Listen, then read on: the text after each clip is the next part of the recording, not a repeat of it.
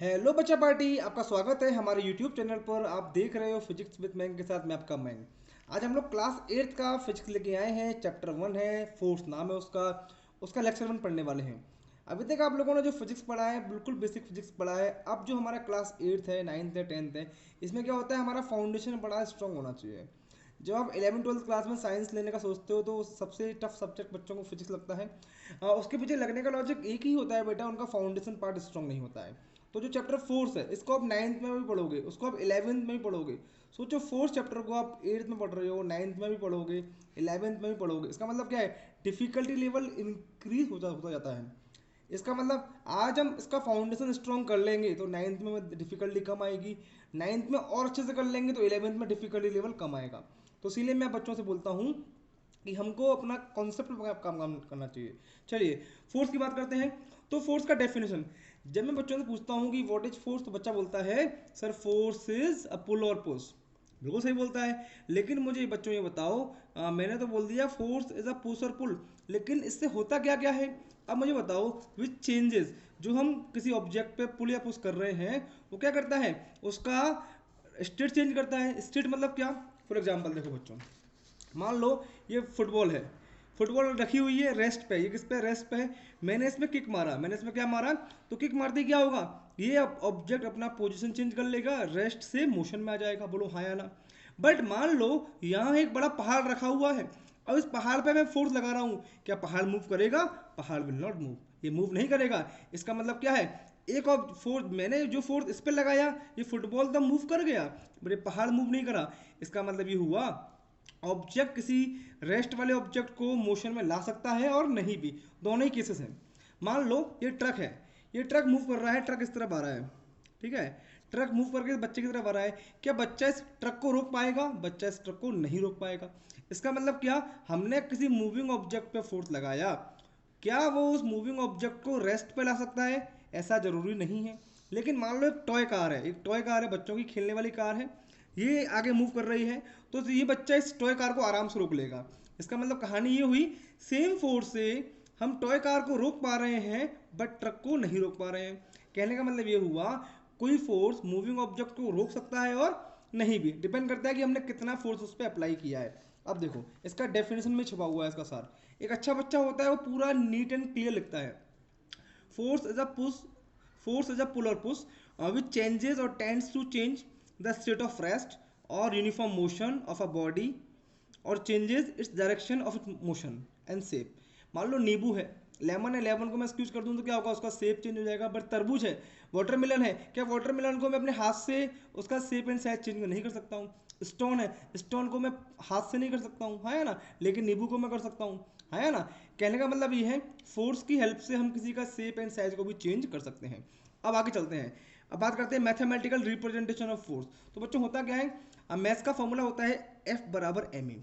Force, F मतलब force, M मतलब मास, ए मतलब एक्सेलरेशन। आपने फोर्स का नाम तो सुना ही है अभी, मास आपने पहले पढ़ा होगा, बट आपने एक्सेलरेशन अभी तक नहीं पढ़ा होगा। तो हम इसी पे बात करते हैं। एक्सेलरेशन का जो डेफिनेशन होता है वो होता है बेटा क्या, रेट ऑफ, रेट ऑफ, आप अपनी कॉपी में लिखते जाएं, rate of change in velocity. मतलब क्या, बेटा आपने नाम सुना होगा, जब हमारे पास मोटरसाइकिल है, हम मोटरसाइकिल को एक्सेलरेट करते हैं, या सुनो, एक्सेलरेट करते हैं तो क्या होता है, उसका वेलोसिटी बढ़ जाता है। जब उसको हम डी एक्सेलरेट करते हैं तो उसकी वेलोसिटी कम हो जाती है ना।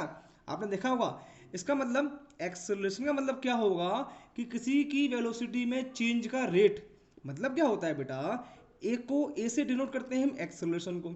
इसका फॉर्मूला क्या बनता है बेटा, final velocity minus initial velocity upon time. हमारा जो लेक्चर है वो आपके स्कूल के एग्जाम के साथ साथ आपका एनएसओ को भी कवर करने वाला है। एनएसओ बोले तो साइंस ओलंपियाड को भी हम लोग कवर करने वाले हैं। अब मैंने क्या बोला, मान लो एक ऑब्जेक्ट है, एक ऑब्जेक्ट है, ये ऑब्जेक्ट है, वो क्या कर रहा है, यू वेलोसिटी से मूव कर रहा है। मतलब पहले की वेलोसिटी उसकी यू थी। अब बच्चों मैंने क्या किया, मैंने उस पर एक फोर्स लगाया। अब बच्चों जैसे मैं इस पर फोर्स लगाऊंगा इसका वेलोसिटी बढ़ जाएगा, है ना भाई, वेलोसिटी चेंज हो जाएगा ना। मान लो एक कार जा रही है, मान लो एक टॉय कार जा रही है, आप उसको धक्का मार दो तो टॉय कार की स्पीड बढ़ जाएगी। उसी तरह मान लो एक ऑब्जेक्ट घूम रहा है, आगे जा रहा है, तो मैंने क्या किया, उस पर फोर्स लगा दिया। फोर्स लगाने से क्या हुआ, इसकी वेलोसिटी बढ़ गई। मान लो कुछ टाइम बाद इसकी स्पीड वी हो गई, टी टाइम बाद, तो एक्सेलरेशन क्या होगा, final velocity minus initial velocity upon time. तो क्या बना, ए बराबर बना v minus you by T. v बोले तो फाइनल वेलोसिटी, u बोले तो इनिशियल वेलोसिटी, t बोले तो टाइम। चलिए यूनिट्स ऑफ फोर्स, इस पे आपके स्कूल के एग्जाम में 1 मार्क्स का क्वेश्चन डेफिनेट आता ही आता है। एक क्वेश्चन बनता है डेफिनेशन से बनता है, एक क्वेश्चन बनेगा यूनिट्स ऑफ फोर्स से, ये 1 मार्क्स में आता है। तो बेटा होता क्या है, हमारे पास दो तरह की होती है यूनिट, एक होती है एमकेएस, एक होती है सीजीएस, एक बड़ी और एक छोटी। एम मतलब मीटर, के मतलब किलोग्राम, एस मतलब सेकंड। आप लोग वीडियो को पॉज करके नोट्स बनाते जाएं, नोट्स बनाना बहुत जरूरी है। आपके पास यदि कॉपी में लिखा होगा तो आपको पढ़ने में आसानी होगी बाद में। सी बोले तो सेंटीमीटर, जी बोले तो ग्राम, एस बोले तो सेकंड। अब मुझे ये बताओ बच्चों, क्या एमकेएस और सीजीएस यूनिट्स में कुछ ना कुछ तो होता होगा रिलेशन, यस और नो? भाई मुझे पता है लेंथ की बड़ी यूनिट होती है मीटर, छोटी होती है सेंटीमीटर। तो मुझे पता है मीटर और सेंटीमीटर में क्या होता है, एक रिलेशन होता है। मैं क्या बोलता हूँ, 1 मीटर में 100 सेंटीमीटर होते हैं, 1 किलोग्राम में 1000 ग्राम होते हैं, है ना? उसी तरह जो फोर्स की होती है यूनिट, बड़ी होती है यूनिट न्यूटन। क्या होती है बेटा, न्यूटन।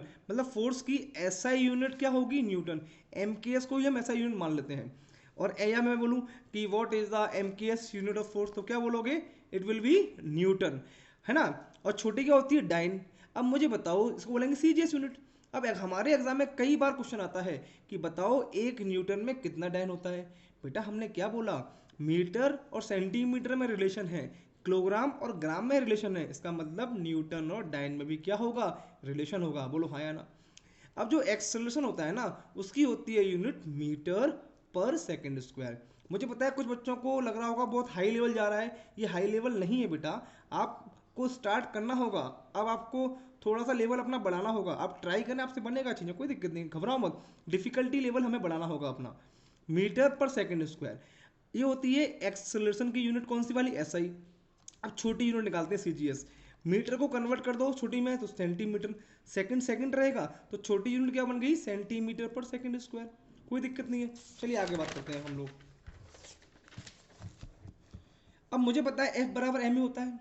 मास की बड़ी यूनिट क्या होती है, किलोग्राम। एक्सेलरेशन की बड़ी यूनिट क्या होती है, मीटर पर सेकंड स्क्वायर। अभी तो पढ़ा था अपन ने। तो फोर्स की बड़ी यूनिट क्या आ गई, न्यूटन, अभी पढ़ा था आपने। इसका मतलब सर मुझे ये पता पड़ गया, 1 न्यूटन में कितना होता है, 1 kg इंटू मीटर पर सेकंड स्क्वायर। बोलो हाँ या ना? अच्छा छोटी की बात करते हैं। मास की छोटी यूनिट ग्राम, तो मैंने ग्राम लिख दिया। ए की छोटी unit sir centimetre per second square, अभी हमने पढ़ी थी। बराबर क्या, डाइन होगा। क्यों डाइन क्यों होगा, सर छोटी यूनिट बराबर छोटी यूनिट, है ना? इसका मतलब सर एक डाइन में क्या बन गया, 1 gram into centimetre per second square. 2 marks में क्वेश्चन आपके स्कूल के एग्जाम में आता है। क्या आता है, relation between newton and dine.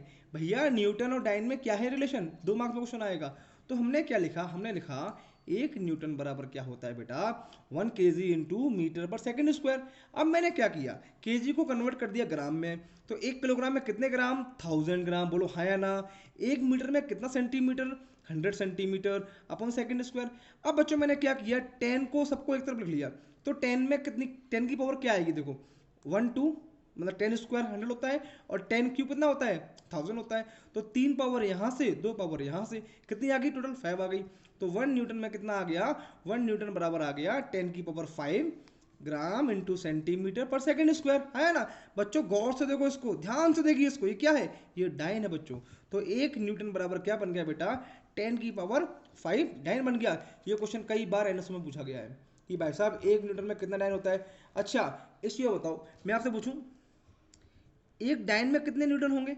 भाई साहब 1 न्यूटन में 10 की पावर 5 डाइन है, तो एक डाइन में हाउ मेनी न्यूटन, क्वेश्चन बनेगा how many newton are in 1 dyne. तो क्या बनेगा, एक डाइन में होगा 1/10 की पावर 5 न्यूटन, मतलब कितना, 10 की पावर -5 न्यूटन।